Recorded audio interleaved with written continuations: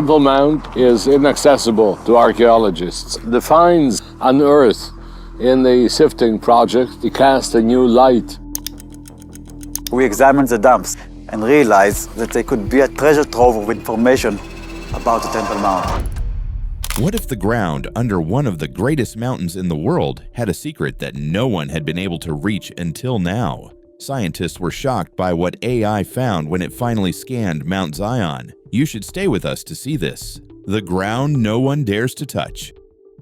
People have thought of the hill in the middle of Jerusalem as holy ground for hundreds of years, not because there wasn't anything under there, but because the cost of digging could quickly cause a fight. The Temple Mount is holy to 3 different religions and looks like a locked vault. Faith, politics, and memories of wars that changed the city are written on every stone. For a long time, even small amounts of digging have been seen as too dangerous. In the late 1800s, a British Army engineer named Charles Warren was the first person to test that line. He went down into shafts and cisterns cut deep into the rock under Jerusalem with only rope, picks, and oil lamps. There were carved tunnels, old water channels, and hollowed-out chambers that led him to believe there was a complicated world below the platform. His rough drawings made it look like there was more than just rock beneath. But some people were mad at his work. Religious leaders were afraid that more digging could hurt a holy place or make things worse. People couldn't go any further below the mount because the government blocked the shafts. The hill was closed for almost 100 years. Then there was the Six-Day War in 1967, which changed who ran the old city. Israeli historians started their careful digs at the edges of the mount, where they were allowed to. The Western Wall Tunnel, a small tunnel that runs along the base of the mount, was opened. As they took away ages worth of dirt and rubble, they found blocks from the time of the Second Temple, arches from the time of the Crusaders, and even pieces of early Islamic palaces. These finds showed that the slopes and retaining walls still had past that had not been fully explored. But the heart of the mount stayed off limits. It was still against the law to touch its center platform. It was only by chance that someone came close to seeing its hidden layers. A construction job in the late 1990s moved hundreds of truckloads of dirt from inside the mount to make room for a new entrance. That dirt wasn't put in a database. Instead, it was dumped in the Kidron Valley like any other trash. Archaeologists were shocked. Years and years of unbroken stuff had been thrown away without a single record. That anger led to the start of the Temple Mount Sifting Project in 2004. Scientists and volunteers took buckets full of the trashed earth to a park and started to sort it grain by grain. What they dug up from the ground changed a careless mistake into a major step forward in history. A lot of different kinds of objects were found, including pieces of carved stone and pottery, Crusader arrowheads, Islamic jewelry, Roman coins, and most surprisingly, things from the time of the First Temple, clay bullae with the names of priests from the Hebrew Bible, pieces of religious vessels, ash from burned sacrifices, and a small bronze incense shovel that was dark from smoke from long ago were among them. These findings showed that the land below the mount still had physical signs of the stories in the Bible. They showed that something that many people had thought was just a story had left its mark in ash, bronze, and clay. Still, all of this proof came from soil that had been dug up and spread out. We still didn't know what was under the mount that had been shut off and never been touched by modern tools. The project to sort things changed the argument. If pieces buried in dumped dirt could change parts of Jerusalem's history, then the layers below the platform that haven't been touched might hold much more important clues. Politics and religion, on the other hand, made it clear that no tool would ever be able to break the surface again. Next, we follow the path of those pieces to the moment when modern scanners and AI were used for the first time to look below the mount. Treasures in the dust. The first bucket of earth that had been sifted looked like any other. It was made up of dirt, rocks, and broken pottery, but as the dirt washed and sorted, little pieces started to come out and tell a story that had been buried. Each grain held a piece of information about life on the old hill that had been hidden for hundreds of years until the dirt was accidentally dug up and spread out. It turned out that the past of the Mount was written not only in books, but also in things that people had touched, used, and left behind. Bullae, which are small bits of clay that have been hardened by fire, were some of the first things that were found. At first glance, they looked like plain buttons, but when you looked more closely, you could see that seals had pressed faint letters into their surfaces a long time ago. After carefully cleaning them, names written in an old Hebrew script were found. One seal said, Gaal-Yahu, son of Immer, which is the name of a priest from the book of Jeremiah. These were not just marks. They were personal seals that were used in the time of the first temple to stamp scrolls and gifts. The Hills Bible history could be held in the palm of your hand after finding a priest's name written in clay more than 2,500 years ago. The next surprise was a comb made of ivory. It was broken, but it was still whole enough to see the carvings on its teeth. The years had worn it smooth, but there was a faint line of writing on one side. When the letters were enlarged, they showed a sentence written in the early Canaanite language. It was the longest full sentence ever found in that script. It was simple. It was about getting lice out of your hair and beard. But the words were directly about a regular person who used to live on the holy hill. What this one thing did was connect the big buildings to the quiet daily lives of the people who worked or worshiped there. A bronze incense shovel that had turned black over time was another treasure that changed the mood from everyday to holy. You could still see bits of carbon stuck to its flat edge. These were left over from burned gifts. There were pieces of clay vessels lined with soot next to it, as well as areas of ash mixed with charred animal bone. According to the practices written in temple texts, the ash had been exposed to high heat over and over again in an open fire.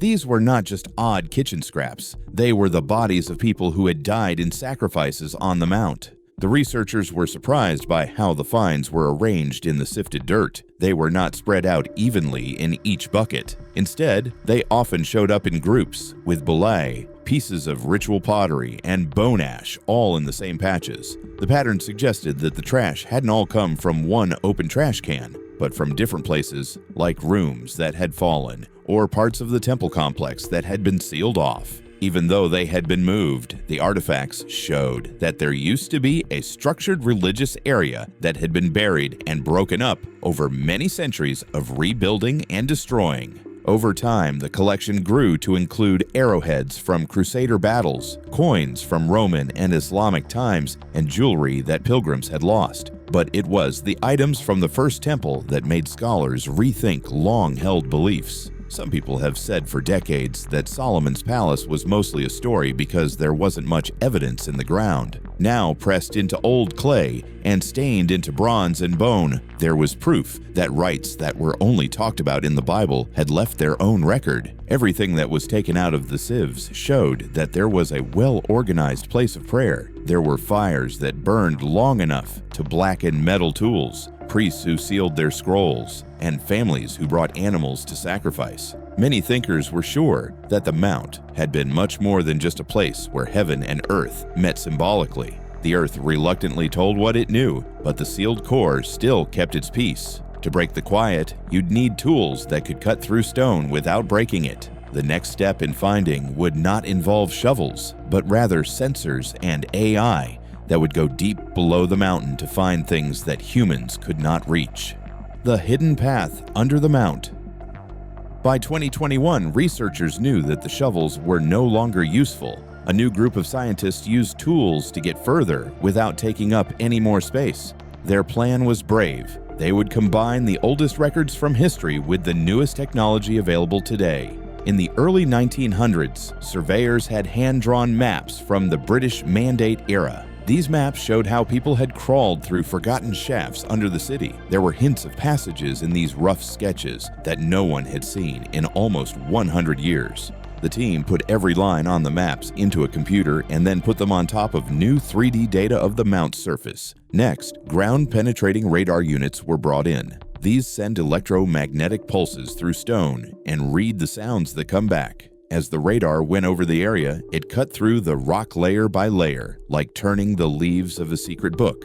Lastly, they taught an AI pattern recognition system to look through the signals that came back for anything that looked like it was made by humans instead of natural forces. The first studies were mostly done along the southern edge, close to the western wall. This area has a history of rumors of blocked stairs and hidden rooms. Some shapes showed up on the screen when the AI sorted the radar returns. These shapes were sharp-angled holes, parallel walls, and geometric corners that could not have formed naturally. The scientists put the old maps that were made by hand on top of the digital scans to see how well they worked. To their surprise, the radar's lines almost exactly lined up with the marks made 100 years ago on the stairs, tunnels, and locked rooms. The crew had to find a way to get to those strange things without crossing any religious or political lines because they weren't allowed to dig on the mount's surface. They got permission to work from the western wall tunnels that were already there. They didn't dig any new holes, but they did drive sensors and cameras sideways and downward into the rock below the mount's edge. A boring for exploration showed a carved limestone staircase going down rapidly into darkness. This was the first real breach.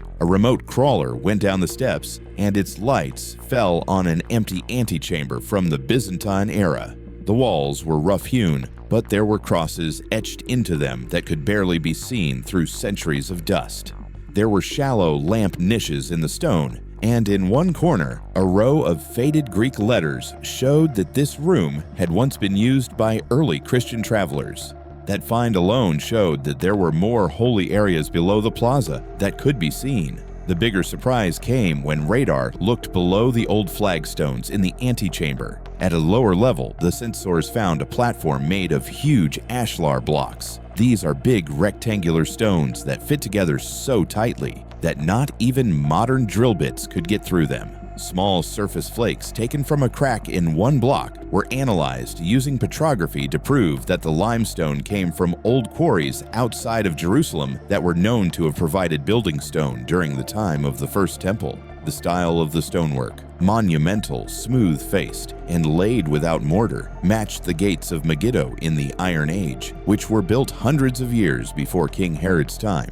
It was clear what this meant. The Byzantine room was built on top of something much older, most likely a base that was there when the first Jewish temple stood on the mount. There were layers of history that the researchers saw: Christian, Roman, and Jewish. It was like each age built on the work of the previous one. The scans then showed that there were more hollows that went beyond the landing of the stairs. These were narrow passageways that led to what looked like storage areas or ritual rooms. Some of these ended in abrupt walls of solid rock, while others were lost in deeper shade. There was a holy rule that said no one could go inside, but radar pictures and bore camera glimpses were enough to make a ghost map of a complex that had been buried and covered over with centuries of pavement. The picture that came up when the combined 3D model was created was shocking. The famous plaza on top with the Dome of the Rock, the Al-Aqsa Mosque, and the open prayer halls was like the top layer of a much thicker building. The stories below were sealed off. The water system that shouldn't exist. The radar scans that showed the shape of the chambers under the mount also showed something else that made the experts stop and think. Smooth curves and hollow arcs cut through the stone below the lower walls. These were different from the sharp edges of steps or rooms. When the team first saw them, they thought they were just natural holes in the rock caused by water erosion. It was clear that this wasn't a mistake, as more scans came in because the shapes kept appearing in the same way. The lines on the 3D model were shown in bright blue thanks to AI-assisted photography. When seen as a whole, they made a web of hollow pathways that spread out under the southern slope of the mount. The network connected bigger ovals that looked like cisterns to long, narrow sluice lines that went downhill and then dropped into deeper holes. Other lines went up in a curve to overflow pipes that looked like they let air out toward the outside walls of the retaining walls. It looked like the pattern was planned, like a plumbing grid was carved right into the rock. A probe was put into one of the holes through an old repair bore so they could figure out what they were seeing. The camera beam hit a surface that was edged with pale plaster that was still a little shiny, even though it had been dusty for hundreds of years. It wasn't cave limestone, it was a waterproof layer that people put on it. The lab found that samples taken with a clean scraper had traces of lime-based plaster mixed with broken ceramics. This is an old method for sealing stone so that water doesn't leak through. The carbonate layer of the plaster was used to date it to the 8th to 9th century BCE, which is a long time before the Roman aqueducts or Herodian pools. That one detail changed what people thought they knew about the site's engineering schedule. The builders who made these holes were very good at handling water, much better than historians thought was possible at that time. It was easier to understand what the grid was for once it was fully mapped out in virtual layers. At the top of the slope, channels were cut at a slight angle to act as graded entrances for seasonal rain and to guide it down slowly so that it wouldn't wash away. The water went into the first level of tanks and then into a second level of deeper cisterns that could hold more water. As pressure relief vents, the walls were cut with narrow outflow slots that let water spill into side shafts before it could burst the main rooms. This system did more than just store things. It kept a steady flow of water for ritual washing, stopped flooding when it rained a lot, and kept the holy courtyards above from getting damaged by water. The whole system was an early way to control flooding in cities and organize water flow that was kept secret.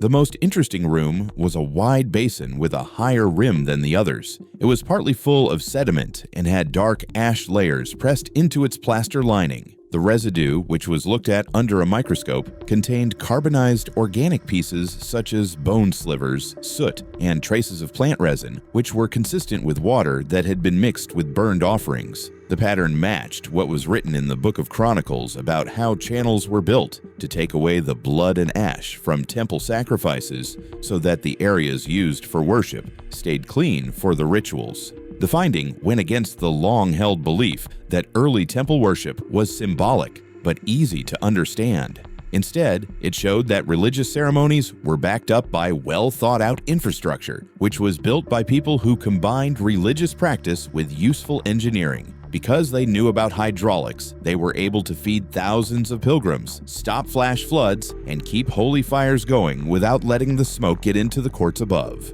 The team followed that strange thing past the water tunnels and into a single room sealed with stone. There, they found the artifact that stopped them in their tracks and took the investigation from engineering to the heart of an ancient ritual, the inscription that stopped the room cold. The last scan showed a single hole deep below the water tunnels. No known corridors could reach this place. The radar outline showed a doorway blocked by stone that led to a small hole cut straight into the rock. Using a bore camera through a very small hole, the team confirmed that there was a 3-meter wide room that hadn't been touched by tools or people in thousands of years. Its lights caught the main feature of the secret room, a low limestone bowl that was half buried in packed ash and lying on the floor of the room like an abandoned altar. There was a ring of clay oil lamps around it. The wicks had been burned out for a long time, but dried resin and incense still smelled like them. It had been so long since the air inside had been let out that even the soot on the walls still stuck to the walls like the fires had just died yesterday. A portable spectral analyzer with AI added to it ran its beam along the chipped edge of the basin. The software filtered the surface 1 grain at a time until faint, Paleo-Hebrew letters showed up that are almost impossible to see with the naked eye. The broken line turned into a word that meant eternal dwelling or abiding presence. A piece of the stone was taken and linked to mines that were used in the 7th and 8th centuries BCE, which is the same time that the first royal buildings and temples were built in Jerusalem. When epigraphers looked at the letter shapes, they noticed that the style of writing fit the Solomon-era hand that they knew from other Iron Age writings. Scholars were amazed by the find because the chamber's simple design, bare walls, a single basin in the middle, and lamps all around it, was similar to how the Holy of Holies, the most restricted area of the first temple, was said to hold the Holy Presence. Outside the lab, reactions broke down quickly. Some Christian thinkers said the room was proof that history and prophecy were coming together in stone. Orthodox Jewish leaders said the investigation was a foul act because it touched a place that was thought to be the Shekinah's resting place and could only be entered by the high priest while following strict routine rules. The Muslim Waqf, which is in charge of running the mount, said that any more information could make things worse. This is why the media was strictly banned by the government while the data was being checked. Under Mount Zion, history is still speaking. Like, share, and subscribe to Spark Science for more discoveries. And don't miss the next video popping up on your screen. Your journey into the unknown continues.